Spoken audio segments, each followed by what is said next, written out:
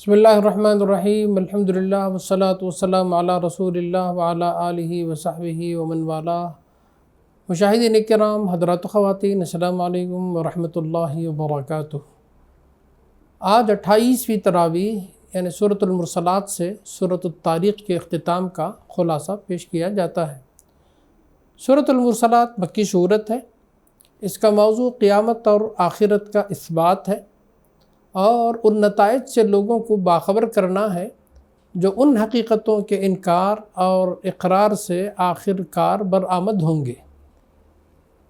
اس کی ابتدائی 7 آیتوں میں ہواؤں کے حیرت انگیز حکیمانہ انتظام کو اس حقیقت پر گواہ قرار دیا گیا ہے کہ قرآن اور محمد صلی اللہ علیہ وسلم جس قیامت کے آنے کی خبر دے رہے ہیں وہ ضرور واقع ہو کر رہے گی۔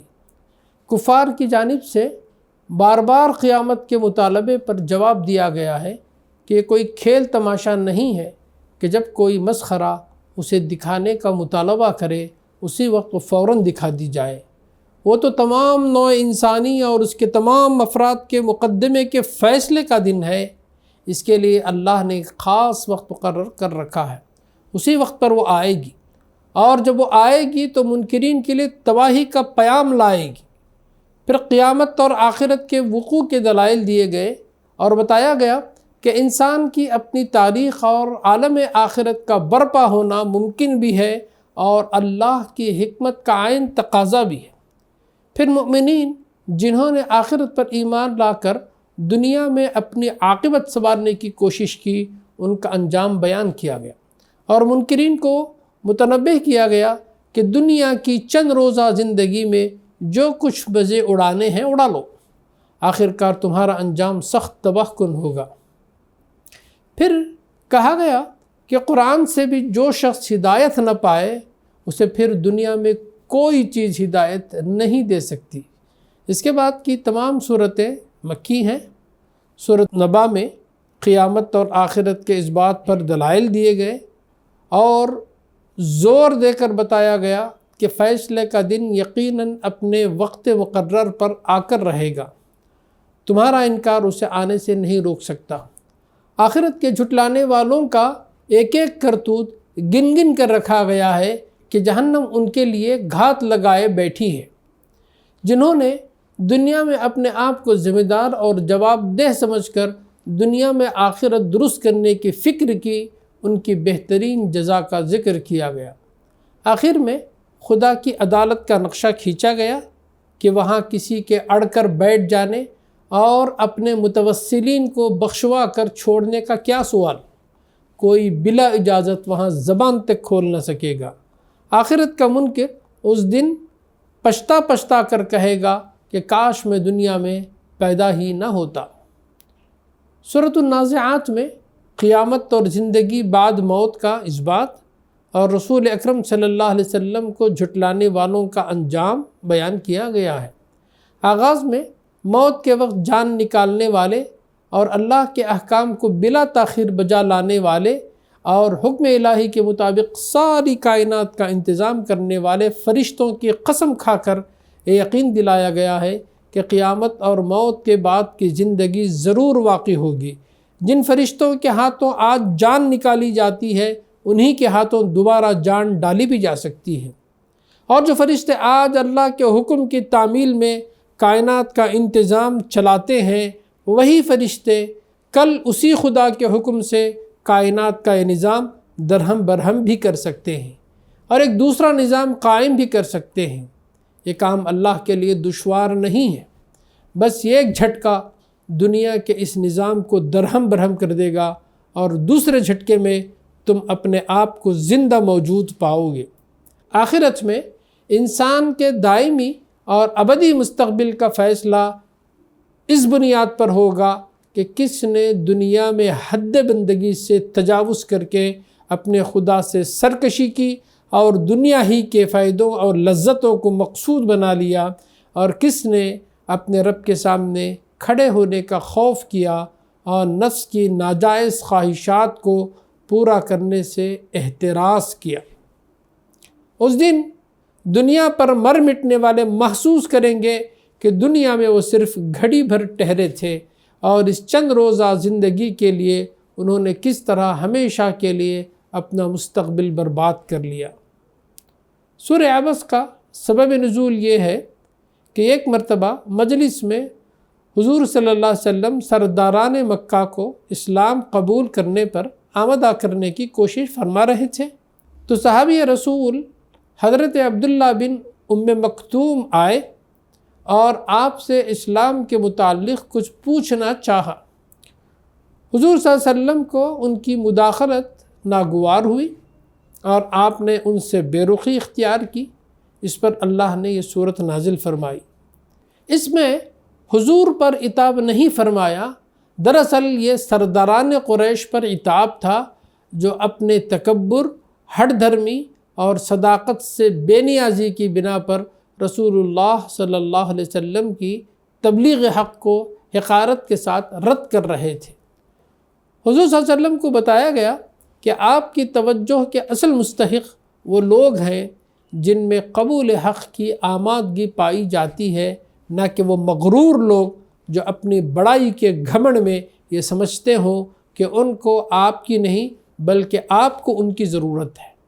اس کے بعد معاد اور روز قیامت کی ہولناکیاں اور جنتی اور جہنمی لوگوں کی کیفیات بیان کی گئیں کہ اس دن نفسی نفسی کا عالم ہوگا، کوئی عزیز کسی کے کچھ کام نہ آئے گا، کچھ چہرے اس روز دمک رہے ہوں گے، حشاش بشاش اور خوش و خرم ہوں گے، اور کچھ چہروں پر اس روز خاک اڑ رہی ہوگی، سیاہی چھائی ہوئی ہوگی۔ یہی کافر و فاجر لوگ ہوں گے۔ سورۃ التکویر، اس کا موضوع آخرت اور رسالت ہے۔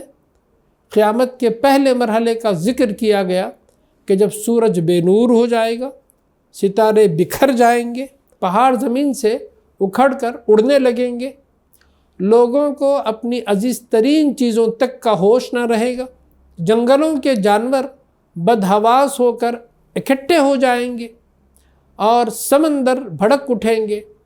پھر جب روحیں جسموں سے جوڑ دی جائیں گی، نامہ اعمال کھول دیے جائیں گے، جرائم کی باس پرس ہوگی اور جنت اور دوزخ نگاہوں کے سامنے عیاں ہو جائیں گے، تو اس وقت ہر شخص کو خود معلوم ہو جائے گا کہ وہ کیا لے کر آیا ہے۔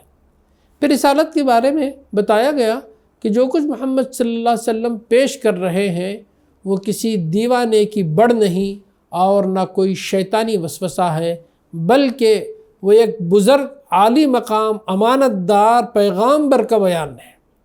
اس سے منہ موڑ کر آخر تم کدھر چلے جا رہے ہو۔ سورۃ الانفطار میں روز قیامت کا نقشہ کھینچا گیا، پھر انسان کو خبردار کیا گیا کہ وہ رب کریم جس نے اسے بہترین جسم و ساخت پر پیدا کیا، وہ محض کرم ہی کرنے والا نہیں ہے بلکہ انصاف بھی کرنے والا ہے۔ کسی غلط فہمی میں مبتلا نہ رہ، تیرا پورا اعمال نامہ اور تیرے تمام حرکات و سکنات نہایت معتبر کاتب کے ذریعے نوٹ کیے جا رہے ہیں۔ بہت جلد تیرا روز جزا برپا ہوگا جس میں فیصلے کا اختیار صرف اللہ کے ہاتھ میں ہوگا۔ سورۃ المطففین کا موضوع آخرت ہے۔ اس میں ناپ تول میں کمی اور اس عام بے ایمانی پر گرفت کی گئی جو کاروباری لوگوں میں بکثرت پھیلی ہوئی تھیں، جو آخرت سے غفلت کا لازمی نتیجہ ہے۔ بتایا گیا کہ آدمی کے اندر سچی اور مستقل دیانتداری صرف خوف خدا اور آخرت پر یقین ہی سے پیدا ہو سکتی ہے۔ پھر دل نشیں طریقے سے نیکوکار اور بدکار لوگوں کا انجام بیان کیا گیا اور اہل ایمان کو تسلی دی گئی اور ان کی تذلیل کرنے والے کفار کو برے انجام کی وعید سنائی گئی۔ سورۃ الانشقاق میں قیامت کے وقوع کی کیفیت بیان کرنے کے بعد بتایا گیا کہ انسان کو خواہ اس کا شعور ہو یا نہ ہو، بہرحال وہ اس منزل کی طرف چاروں ناچار چلا جا رہا ہے جہاں اسے اپنے رب کے آگے پیش ہونا ہے۔ پھر سب انسان دو حصوں میں بٹ جائیں گے، ایک وہ جن کا اعمال نامہ سیدھے ہاتھ میں دیا جائے گا، وہ کسی سخت حساب کے بغیر معاف کر دیے جائیں گے، دوسرے وہ جن کا اعمال نامہ پیٹھ کے پیچھے دیا جائے گا وہ جہنم میں جھونک دیے جائیں گے۔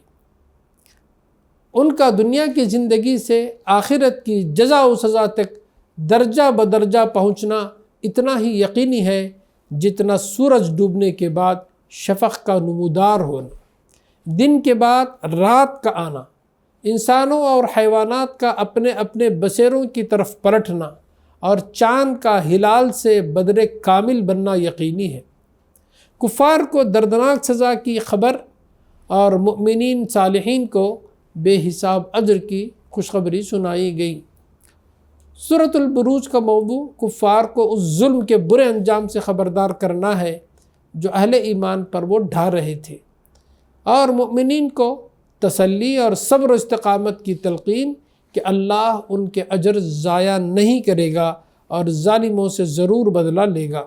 اس سلسلے میں اصحاب الاخدود کا واقعہ بطور عبرت اور نصیحت کے پیش کیا گیا، جس میں ایک طرف اہل ایمان کو استقامت پر سرخرو ہونے اور اللہ سے اجر عظیم پانے کی بشارت دی گئی، اور کفار کو ناکامی اور سخت عذاب کی دھمکی دی گئی۔ سورۃ الطارق میں بتایا گیا کہ انسان کو مرنے کے بعد اپنے خالق و مالک کے سامنے حاضر ہونا ہے، اور قرآن ایک قول فیصل ہے جسے کفار کی کوئی چال اور تدبیر زخم نہیں دے سکتی۔ بارک اللہ لنا ولکم فی القرآن العظیم ونفعنا وإیاکم بالآیات والذکر الحکیم، وآخر دعوانا ان الحمد للہ رب العالمین۔ السلام علیکم ورحمۃ اللہ وبرکاتہ۔